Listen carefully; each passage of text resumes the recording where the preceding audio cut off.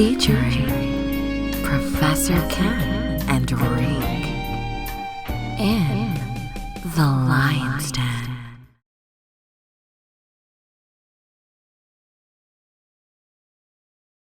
Yeah, it has been a minute, quite some time. Still clocking them up though. They still watching. Yeah, they is. I be seeing people comment on videos we done did probably 3 or 4 years ago. I'm like, okay, I'm glad you still checking in. Well, that's that good game, man. You know, game ain't got no expiration date. Only a can of beans got an expiration date. Right. And they can go 100 years. We don't expire, we perspire. You know, we keep working, man. Right. Make it happen. Mm-hmm. And speaking of working, you've been continually working. You got many irons in the fire. Oh, yeah, man. We have successfully concocted one of the biggest organizations in hip-hop called the Hip-Hop Fraternity. We just had our award show on March 26th. I mean, everybody was there. Pastor Troy performed, DJ Scream from Big Fags, B-High. I mean, some of the podcasters out there that do what we do. Ugly Money, Nietzsche was there. Jagged Edge was there. Trillville. You know, the list goes on. You know, my HHF All-Stars was there, so it was pretty big. I know you said, if I'm not mistaken, you said you done conquered more states where your business is found and everything. That's awesome. Oh yeah, we have a total. Well, I can just say the name. They can count this. So we got one brother Frank Bay running the chapter in Arkansas, brother Montana, Memphis and Dallas. Brother G.J. Jones is in Nashville. We got brother Cash in St. Louis. We got brother Stacy in Milwaukee. Brother Claiborne in Las Vegas. Dr. Mello in L.A. We got brother Tony in D.C. We got brother Cardi in Tuaia. We got Atlanta, Georgia. So yeah, we pretty much all over the world. We got brother Starchild in Green Bay. Green Bay, Madison, Wisconsin. We got brother Righteous in Minnesota. We got brother Imam Akbar in D.C. as well. So we all over this joint. I hope I didn't miss nobody, but yeah, we all over.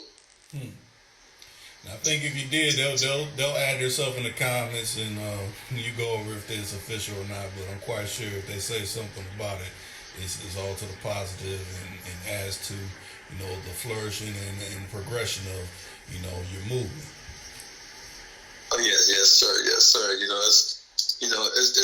overdue. We need to understand as African Americans that it's our culture, and our call. So we come together, we hobnob, and we put ourselves in a room where we can, network with each other. Network basically just means you shake my hand, I shake your hand, and we exchange numbers, and that's networking. So as we can network, and your network.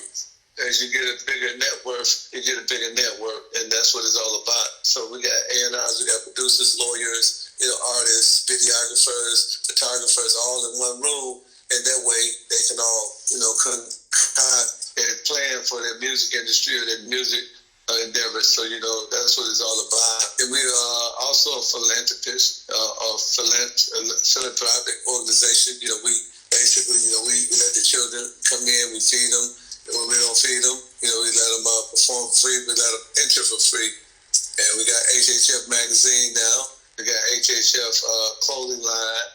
We got HHF awards, which just went March 26th. And we got HHF radio, HHF management, HHF records, HHF studio. So basically, the plan is to just show young African American men what a free man look like. You know what I'm saying? Mm-hmm. We don't have to, be slaves to the record label. We don't have to cow down and bow down and scratch what we don't itch. You know what I'm saying? We could be entrepreneurs. We could be businessmen. And that's what we teach at the Hip-Hop Fraternity. And we could be unified. So we're a fraternity of brothers and sisters. So therefore we got brothers over here, sisters over there, brothers over here, sisters over there. And we, respect our sisters and respect our brothers. I got Cliffs, Bloods, Body Slaughter, GDs. Every gang that you can think of is a part of the Hip-Hop Fraternity. But they're not fighting, they're not killing each other. They actually coexisting with one another and keeping up the love, peace, and respect, which is our motto. So, it's a great thing, man. And the hip-hop fraternity is really blossoming. We're doing some major things. Blossoming. Mm-hmm. That's what's up. Now, where we find ourselves today, even though it's a day later or a day after, You know, Excuse me? I said where we find ourselves today, a day later, a day after is. All you gotta do is go to YouTube and type Hip Hop Fraternity Awards Show. They can see the entire process. Right. Or the website too. Oh, the hiphopfraternity.com. Yeah, we're gonna post it up there. Yeah, you go to the hiphopfraternity.com and we'll post the entire event up there on YouTube. And I'll probably hit a lot of people in the DM or on their Snapchat, give them an early bird's eye view of what's going on and how we moving down here. Because, like I said, I ain't trying to catch a goldfish. I ain't trying to catch a shark. I ain't trying to catch a catfish. I'm trying to catch a whale. That's the biggest fish in the ocean. That's the whale in America is the corporate America. So if Kanye can get 9 billion, we can get 18 billion. Right. Now, on I guess what's been plaguing many news organizations and social media accounts is the situation that went down at the Oscars. Oh yeah, man. That's why we did the Hip Hop Fraternity Awards, because all that stuff is manufactured. You know what I'm saying? I mean, why would you talk about somebody's wife if they have a disease? Unless somebody, your backers, your people, your puppet masters, the ones who will pull your purse strings, tell you, hey man, this is what we want you to say. Be controversial. Miss Pickett is here. She have she have a little chronic disease. She have a hair disease. And why don't you make fun of her? Call it G.I. Jane and see what we'll do. And what people don't know about Will Smith and Jada, with a younger guy. You know what I'm saying? And I don't care. I'm a celebrity. So when you're a celebrity, man, you think you the king of your household. You think your wife or your girlfriend really appreciate you for all your accolades and your accomplishments. You know what I'm saying? Mm-hmm. And so in your mind, you think that you're the big dog, the big King Kong around there, a big King Kong. And when your woman, she do something like that. You know what I'm saying? You find out that you ain't King Ding-a-ling. You know what I'm saying? That somebody else King Ding-a-ling. And that's kind of crazy. You know what I mean? Like, wow, I thought this woman liked my sex. I thought this woman was, being turned on, but she had to go outside the household to get turned on. And sitting there, Will had to think that was coming next. Mm. Maybe he's going to talk about, my affairs or the infidelity in my relationship.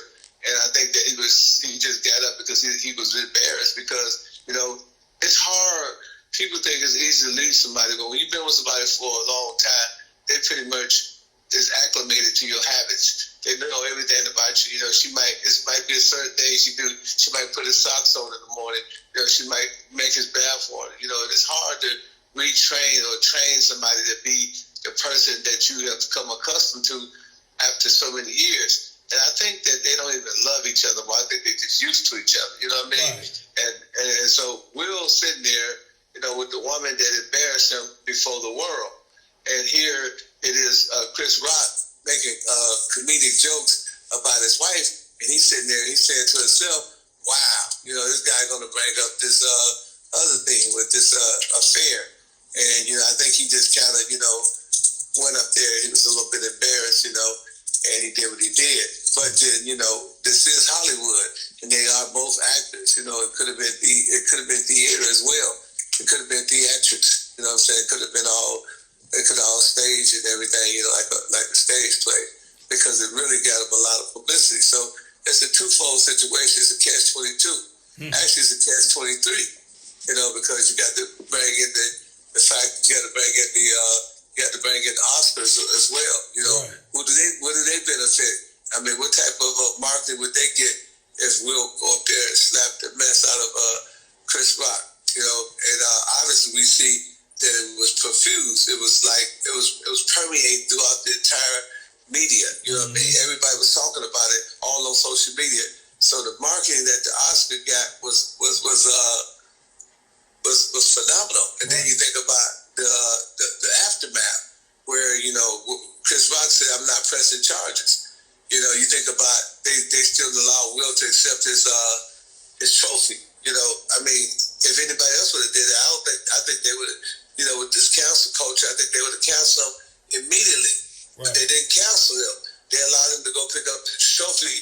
I believe one of the reasons why they allowed him to pick up the trophy is because now, you know what I'm saying, the emphasis go back to the Oscar. They said, what they going to do about Will? Is they going to strip him from the trophy, or was this all staged and was all planned? So it's a catch-22. It could be, you know, Will actually being emotionally, you know, charged because he didn't want to be embarrassed, further embarrassed by the relationship that, you know, the outside relationship that Jada had with the guy, or, you know, maybe, you know, he just was trying to get some attention and maybe he was paid excessive amount of money and make Chris Rock to stage it, because the reason why I bring the stage part in it may be serious in it, because, you know, how Chris Rock leaned his head when he swung at him. And it seemed like I watched a lot of movies, and I know you had too. It seemed like one of those Hollywood stunt moves. You know what I'm saying? That's what it looked like to me. Like it was a stunt. You know, but then also, you know, when I seen Will crying, you know, it was amazing because, you know, the man is probably going through something, man. I kind of think that they need to get him under some type of supervision, because, you know, he may, you know, be propelled, you know, to hurt himself, you know, if that was true. Because, you know, I mean, the man is obviously going through some trials and tribulations, and he need prayer. And, you know, I mean, either way it go, if he even agreed to pull a stunt like that and to have himself embarrassed, you know, that's crazy. And then also, he had so much to lose. You know, all these years, and my mom used to say, one bad act can cover up all of the good things that you did. You know, don't let your good deeds be evil spoken of. I know your mama told you that as well. Yeah. So, Brother Reek, you know, when I think about it, you know, it's a lot of things that's going through my head. But, you know, one thing I hope that the brother gets some help, because, you know, you have to be, you know, you have to control your temper. You know, one thing that God gave us that he didn't give the lion or the deer is reason. And what I mean by that, if I put a steak in a cage and a lion seeing that steak in a cage, he's going to go in there every time and get that steak, especially if he's hungry, not knowing that he would be encaged. You know, he would be trapped. Right. But a human being would never do that, because he got reasoning. He can reason in that if I go get that steak, this is a trap. You know, a deer, you know, oxen, you know, they don't understand. Ox don't understand that the guy that got the gun on him is a hunter. You know, he don't know that if he stands still, that the bullet of that gun was going to pierce his heart. He don't understand that. But a man, if you put a gun on another man, he got enough reasoning, enough common sense, and, you know, if he's not emotionally charged, to, you know, to get out the way and duck. Well, you know, that's one of the things that we have to do. We got to practice deductive reasoning. You know what I'm saying? And we got to understand how to analyze and be analytical about the situation. No matter how emotionally charged you are at the time, you got to realize that, man, you know, it's a lot at stake. You know, first of all, you know, your career, you know, this could get you blackballed in Hollywood. Right. You know, you can have your career be evil spoken of, as my mom said, don't let your good deeds be evil spoken of. It can cost you millions of dollars. It can cost you endorsement. You know, I mean, it's a lot of little programs out there like bully programs and abuse against people that may, you know, come at you. So, you know, it was a serious, you know, calculation on his part. And I don't think no matter what, I don't think he calculated right. Right. What makes me think back to, and I had this conversation, is remember back when Robin was playing. As a matter of fact, it happened here, and he tripped over the cameraman and he kicked the cameraman. That ended up costing him some money doing that. Right. I said that could have been the same kind of situation if he wanted it to take it a different way. Chris. Absolutely. You know, I mean, it's just, I always say, you know, when you're dealing with, situations in the public, man, you got to remember that, man, when you don't see yourself, others see you most plainly. You know, within the least appearance of evil, expect the greatest amount of danger. And I think it was the brother Denzel Washington told me, said, man, you know, the higher you get, the higher the devils. You know, my mom used to say, the higher the levels, the higher the devils. Right. And I'm experiencing that myself when you get to hip hop fraternity. You know, I got all type of evil forces that's coming at me, you know, and that's what happens, you know, when you're successful And when you're a very positive person, then what happens is it's called the legions of doom. The legions was the legions of devils. And what they do is they get in everything. They go jump in pigs, cows, they jump in your wife, your kids, and jump in something until it causes you to react in a negative way. So it's always forces. That's what the devil do. He go to and fro the earth, seeking who he may devour. So there's always forces out here that's trying to take you out your game. There's always forces out here trying to take you out your game. There's always forces out here trying to take you out your game. So you got to stay on your game and stay on your square. Because if you don't stay on your game and stay on your square, you can easily be knocked off your square. You can be taken out the game. Every game got rules, and some of the rules may be for you, some of the rules may be against you. And one of the rules of success is never lose your cool. Because if you lose your cool, the person that's aiming for your position can jump right in and knock you out the box. Right. We talk about greatness before. Greatness has a certain characteristic, man. Everybody gonna be great, but everybody ain't gonna witness greatness. Greatness is, like when you look at Michael Jordan, you look at that greatness, and greatness is always 3 seconds faster than great. Like all those guys in the NBA was great, but Michael Jordan was 3 seconds faster than them. When he went up, he was just up 3 seconds. All it took was 3 seconds to get the jump off. And 1 second would have did it, but 3 seconds make it great. Mike Tyson was just 3 seconds, faster with a punch than the average person. And if you look at some of his old fights, you can see that once he landed, he'd knock them on their butt because he was 3 seconds faster. Michael Jackson was 3 seconds, faster dancing. People could dance with Michael Jackson. Not only could dance, he could do the moonwalk. He could, do all kind of stuff. And he was just 3 seconds faster. And as leading men and as leading women out here in the game, when it comes to mental capacity, we got to be 3 seconds faster than the enemy. We got to think, just 3 seconds. Okay, go slap him. Then your mind got to be 3 seconds. Hold on, it's gonna lose everything. You're gonna lose everything. Don't do it. Right. 3 seconds. Hold on, you're gonna lose everything. Don't do it. Go rob that bank. Hold on, you're gonna miss your children. You're gonna be in jail the rest of your life. So you got to be a quick thinker. You got to be just 3 seconds quicker than the person that's provoking you. Mm-hmm. So when Chris Rock said that, he should have been 3 seconds, man. It's a trap. That's all you got to do is say, it's a trap. That's 3 seconds. You know what I'm saying? And don't get caught up. Like I said, when that's the least experience of evil, expect the greatest amount of danger. Right. You know what I'm saying? Because you would never expect the man to even be talking like that. But if it was all real, then he just had to practice. Then I even got one better than I tell my kids about the 10-second rule. I said, just think about the situation for 10 seconds. If you can get 10 seconds, you know what I'm saying? That don't make you great, but that'll make you think. You got to think big. You got to think big at all times. The difference between thinking big and thinking small is thinking. Right. People that think big do big stuff. People that think small do small stuff. He wasn't big thinking at that time. He was small thinking. He's talking about, man, a wife, you talking about your wife, that's only a name. Will, listen, if you listen to Will, that's only a name. Don't get caught up in that, Will. You know what I'm saying? Any of y'all out there in the entertainment world, don't get caught up in names. It's only a name. She's not going to die. She's not going to lose anything. It's just a temporary defeat, but y'all would have got over it within 10 seconds. Right. So, Will, I think he did a great job at winning, the mainstream and winning people over and becoming a pop culture, part of pop culture and being a very successful actor. But this could have tainted him a little bit.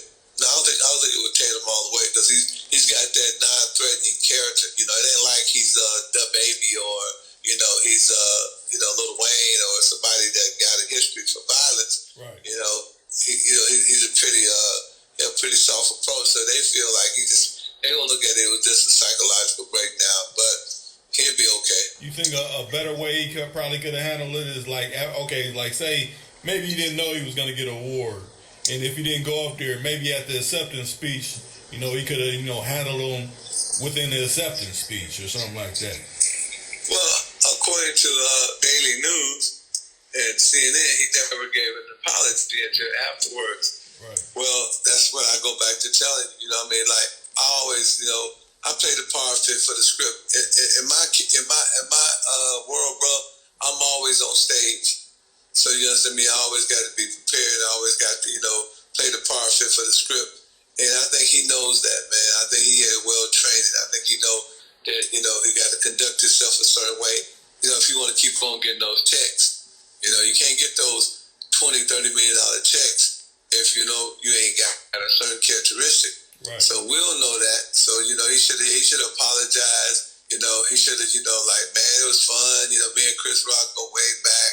I know him back in my days in New York. Cause son, we did a couple movies together, and you could tell the way he waved my hand that he know I was just playing. And then another thing, man. Attention and fame, is a mighty drug, man. These people, man, they do anything to get some attention. Like you can look at social media today. You can see people doing all kind of stuff, man, to get attention. It's all kind of stuff. And it's a drug. It's worse than heroin.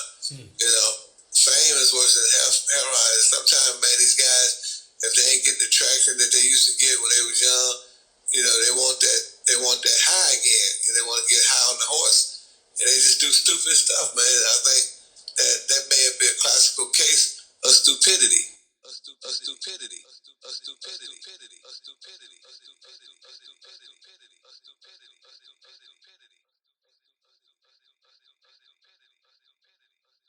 My book, The Art of Human Chess, is a bestseller, New York best time seller. And this book here sold millions, sold all over the world, all throughout the prison system. This is the book, The 48 Laws of Game, Pimpology. Make sure you get these books. If you don't want to buy the hardcover, if you don't want to buy the paperback, then the best thing to do is go to iTunes on your cell phone and type in my name, Pimpin Ken, and I guarantee you the book will pop up. If that don't work, go to audible.com, type in my name. If that don't work, go to amazon.com, type in my name. Anywhere books is sold all over the country, you can get my books. These are my bestseller books. You hear people talk about them all the time on Instagram, on Snapchat. These are definitely some good reads. Please get my book. I guarantee you that you would never be the same. Your life would be impacted, and also your life would be enhanced just by getting these two books, The Art of Human Chess and The 48 Laws of Game. Just like the 48 Laws of Power, just like The Art of War.